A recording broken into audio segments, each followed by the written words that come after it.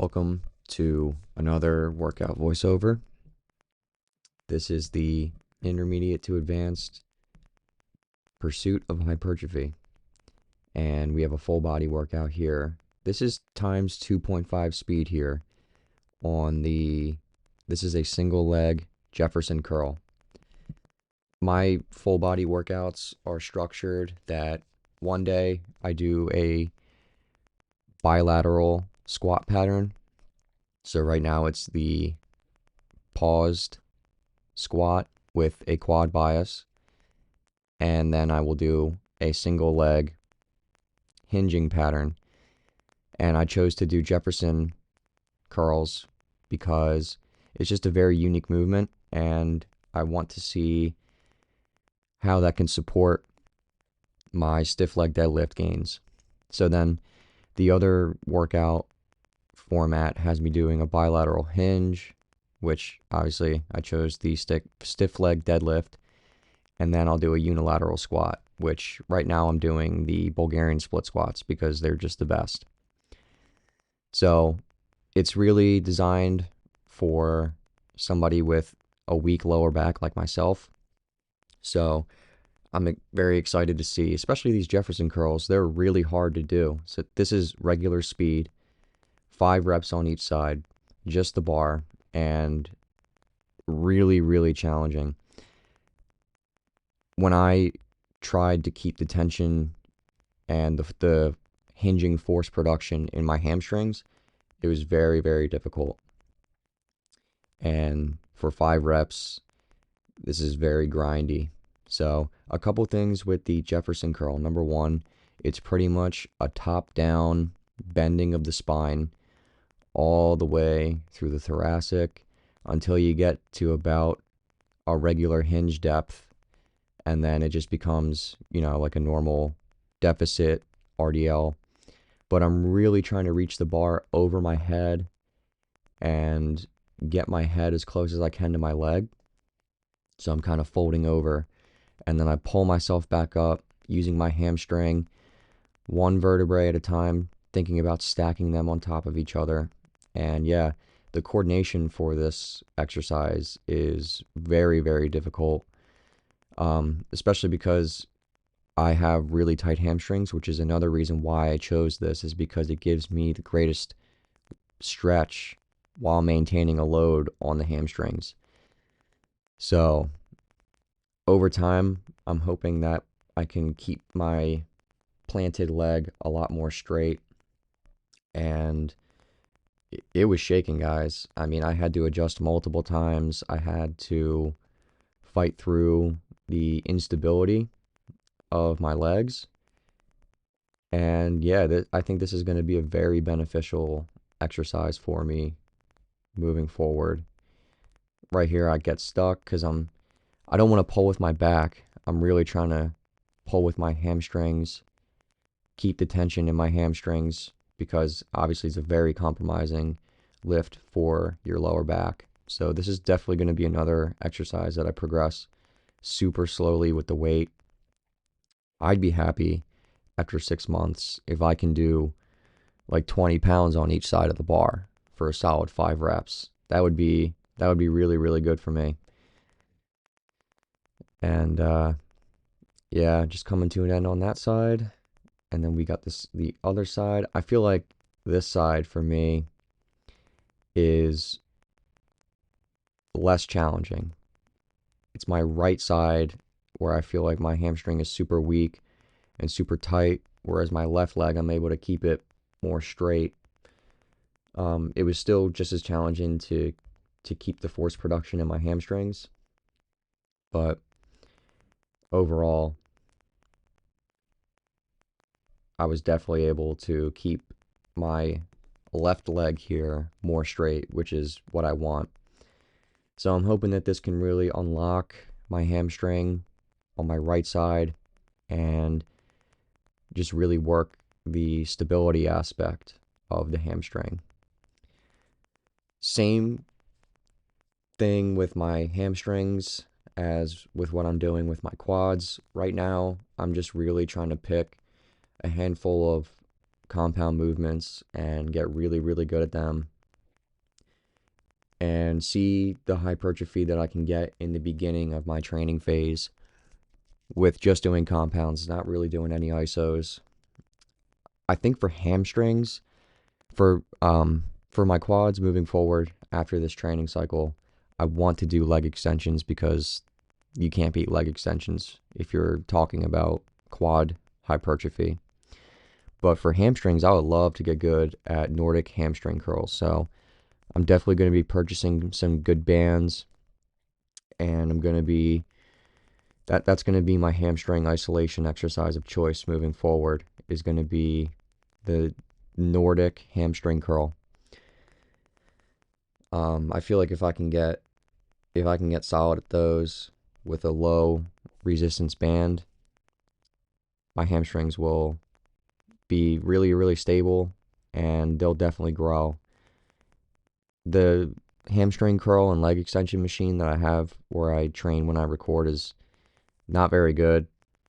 There's not a whole lot of, or there is a lot of slack in the machine, so it's hard, number one, to be extremely stable, which is the greatest benefit of doing hamstring curls and leg extensions, is the stability of the machine allows you to really isolate particular quadricep and hamstring muscles. So if I don't have a very stable leg extension or hamstring curl, it's not going to be as an amazing exercise as it would be if I had a high quality machine. But that being said, I'm still going to do leg extensions moving forward and doing some Nordics. So, and then here's some calf presses. This is also at 2.5 speed, so I was going super slow, super controlled. And I have 105 pounds added to however much the platform weighs. It's probably like 70 to 100 pounds, but whenever I do like a leg press, I don't try and, unless I know exactly how heavy the platform is, I just calculate and track the weight that I use. So that was the leg training. I did squats the other day, so I didn't do any, I didn't do the bilateral squat pattern because I did them the day before recording this one. So I just counted it as quad training in advance. So dips now, body weight, repetitions, super controlled eccentrics and concentrics. Pause at the bottom, get as deep as I can. And I'm not really trying to explode out. I'm trying to have as much control with the concentric as possible. I'm trying to lock out at the top. I feel like for me, the lockout at the top is the hardest part. It's hard to maintain that tension in your triceps and in your pecs after doing a really slow concentric. So that's going to be my form gains moving forward with this, is really emphasize the lockout at the top. I can get really good depth. I have pretty good shoulder mobility, but the lockout at the top is going to be what I think contributes to a lot of my tricep gains from the dips moving forward. So I did 7, 6, and 5 reps, I believe. A goal for me would be to do 15 reps with this tempo with my body weight. I've done body weight dips before, but they always contributed to some sternum pain. And I think it's because my form and my overall dip work capacity was kind of skipped. So I'm using this training phase to build a lot of work capacity and really hammer down the form of the dip. These 6 months is pretty much going to be about movement mastery. Not really concerned with the weight and just training to failure, training as hard as I can every single set, even if I'm using light weight or just body weight. Stoic shot. There we go. So I believe this one I do 6 reps. You'll see after the set, I grab my pecs. They were on fire. Body weight dips are a timeless movement. All the golden era guys who had amazing chests, Arnold, Mike Mentzer, they really subscribed to body weight dips. And even a lot of the silver era guys, I mean, don't get me wrong, weighted dips are amazing. And maybe it's because nobody came up with the weight belt. I'm not exactly sure why you never see guys from the 70s and the 80s doing weighted dips. You see them just doing body weight dips. So it'll be really interesting to see the gains in hypertrophy that I can get from cranking out a ridiculous amount of body weight dips. Focusing on depth right there. Really grindy rep right here. Screaming. Metal playing in the background. Doesn't get much better than this. Smoked. Then we move on to body weight pull-ups. These first 2 reps, I was just getting my chin to the bar, but then right here I was like, nah, I need to go chest. And even just looking at the footage here, that completely changed the way that I pulled. Even if I didn't get my chest completely to the bar, just thinking about getting my sternum as close as I can completely changed the way that I pulled. And with pull-ups, I'm not too concerned with the concentric. What I'm really, other than how close I can get my chest to the bar, what I'm really concerned with is pausing at the top and controlling the eccentric. That's how the lats are going to grow when you do pull-ups. So if you're someone who can't even do one pull-up, if you can't pull yourself up to the bar, get you some bands and just focus on the eccentric and the iso at the top. My arms were so cooked. Yeah, focus on the pause at the top. If you can pause for like 5 seconds when you're first trying to build up your dips, and then go down for 5 seconds, and don't be too concerned with the concentric. That's not really how the lats are. That's not going to be the driving growth stimulator for lat growth when you're doing pull-ups. It's going to be the isometric hold at the top because you're holding your entire body weight and then controlling that down on the negative. And also you want to be fully stretched at the bottom. You want to feel like your shoulders are dislocated from your spine, or your shoulders are pretty close, if not at your ears.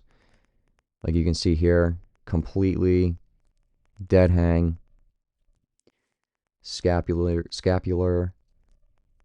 elevation, as the exercise science bros will say. And like I said, when I had the intention of pulling my chest all the way up to the bar, it changed the way that I hold in the concentric in a good way, in a way that I really noticed even after doing 2 reps.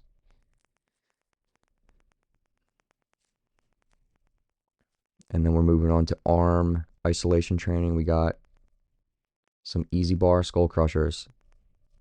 Trying to keep my elbows as close as I can to my ears. Full extension. I move my head forward. I'm done with benches that, unless you have a short benches, this exercise is amazing. But I don't have access to a short bench. So this is like a full length incline bench. So I just move my head forward and I try and drop the weight into the pocket between the bench and my head. And I still get a really good tricep stretch, but I kind of have to compromise by moving my elbows forward. Short benches are great because you can get the full stretch while keeping your arms completely vertical. So this is still really good, but if you're trying to really isolate the third head, the short head of the tricep closer towards your shoulder, you need to keep your arms completely vertical. But nonetheless, this is still an amazing exercise. I think this and the JM press are probably the 2 best tricep building exercises. So I chose this just because I've done the JM press before. I haven't really done this, so I'm trying to milk gains from a new lift. And but definitely the JM press is going to be an exercise that I include in my training as a top priority moving forward. But this felt really good. I believe I got 11 reps the first set and then 9 the second set. All these sets 100% to failure. Locking out, getting a good stretch. One thing that has really helped me get incredible workouts is not exploding with the concentric, really trying to think about, well, I know what muscles I'm trying to target with specific movements. This, triceps. So if I'm too explosive out of the bottom, it's going to recruit shoulder and it's going to recruit core. Look at this, grindy. It's going to incorporate muscles that are going to take the force production out of my triceps.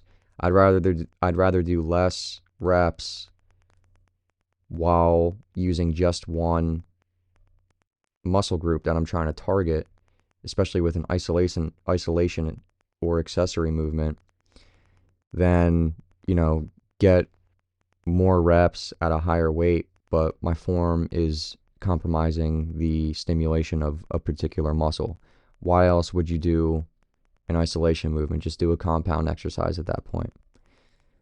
So all of these reps, I think, were really, really good. It's been interesting, to say the least, to try and change that and really focus. Like, it's made my workouts a lot more focused, where I'm not trying to explode with the concentric for really any movement, even squats, even stiff leg deadlifts. I'm really just trying to maximize force production so that way I can stimulate hypertrophy.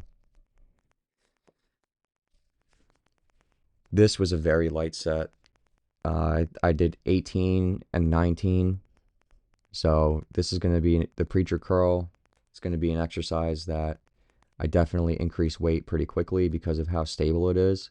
I've never really done it before, especially to failure, so I'm fine with doing lighter weight for higher reps for this first set. But nonetheless, it was still really, really challenging. It's a great bicep isolation exercise. My forearms were on fire. My hands during the last set ended up really, really hurting because it's just hard to prevent that bar from rolling in your hands. And it's just, yeah, my forearms especially were on fire. I don't really do that much forearm training. So I think this is going to be a great overall arm developing, obviously, especially for the biceps. But I messed up with this set because those 10 pounders were there. I was too lazy after doing the overhead extensions. I didn't take them off the bar until I got to the preacher curl, and they were kind of getting in the way of the reps. So I moved them. I was smart enough and motivated enough to move them to get this last set. And I ended up doing more reps because maybe they were shortening the length of the eccentric at the bottom because I didn't want to run into them. Whereas with these, I was able to get full range of motion. So my biceps probably were not as fatigued going into this second set as I thought they would have been. But yeah, just finishing up the workout here. Overall, I'm really enjoying doing full body training again. I don't know why, but this is just the split that I love training the most. Maybe it's just super engaging and you're training a variety of muscles.